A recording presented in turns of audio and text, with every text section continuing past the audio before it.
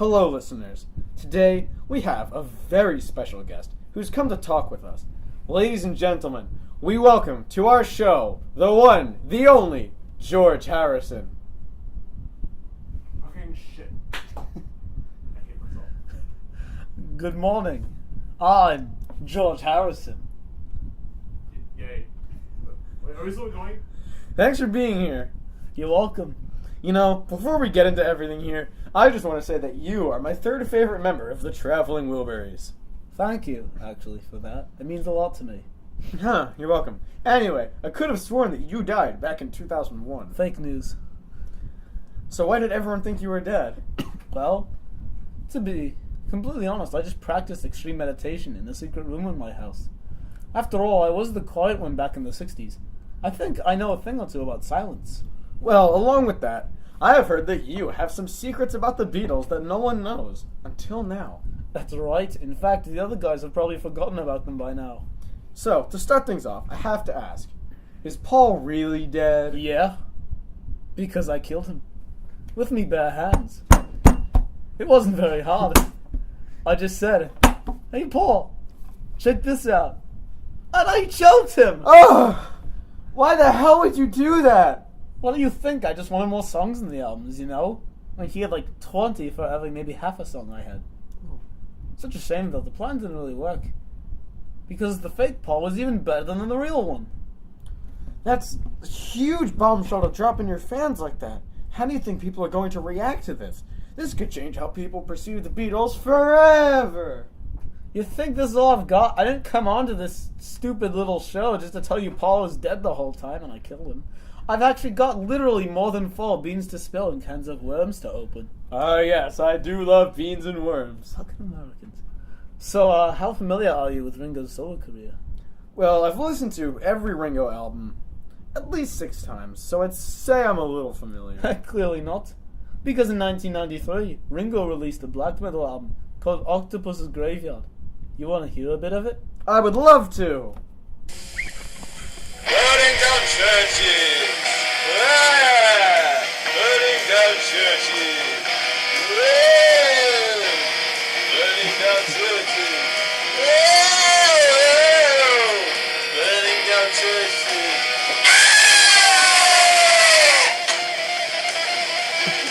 Burning down churches! Whoa! Burning down churches! Fucking kill me! Oh my god, this is amazing! You know, it really is. Shame it sold no copies. No copies? I mean, it's a good Ringo album, but good God, is it the worst black metal album I've ever listened to. I didn't know you were a black metal fan, George. I'm not. Speaking of which, how do you think John Lennon liked his food prepared? I have no idea. Get this. John liked his steak cooked, well done, and his eggs raw, all under this disgusting mountain of Dijon mustard. Being the commie pinko he was, I assumed he just dropped it all in a bucket of the blood of the rich. Actually, we were all communists. Excusez-moi. Frenchie. Yep, we were, in fact, all communists right from the beginning. Wow. As a matter of fact, me, John, and Ringo, we actually almost called our first album Stalin Did Nothing Wrong. But then Paul came to us and said, "Actually, Stalin killed millions of his own people to stay in power. That's pretty wrong." And in all fairness, it was.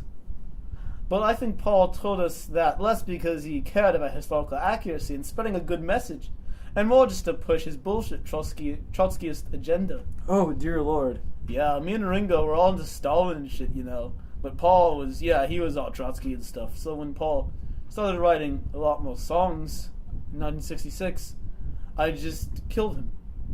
What? Yeah, I killed him. I told you already. I Oh. was like, "Hey Paul, check this out. I choked him." Very fun story. I told at parties that I don't go to. Oh, please tell me that's the worst it gets. It gets so much better. You have no idea. That is probably the low point, I'll be honest. But I have to tell you, Paul and I used to go hunting together in the early 1980s. I thought Paul was dead. He was indeed. Are you referring to the fake Paul? No. I used Paul's very decaying corpse to lure raccoons into my backyard, Once I got one of those striped bastards in range, I shot him dead with a sniper. Good times. But why? Bored. Dude, what the actual hell? I thought you were all about peace and that crap. And, I was for a while.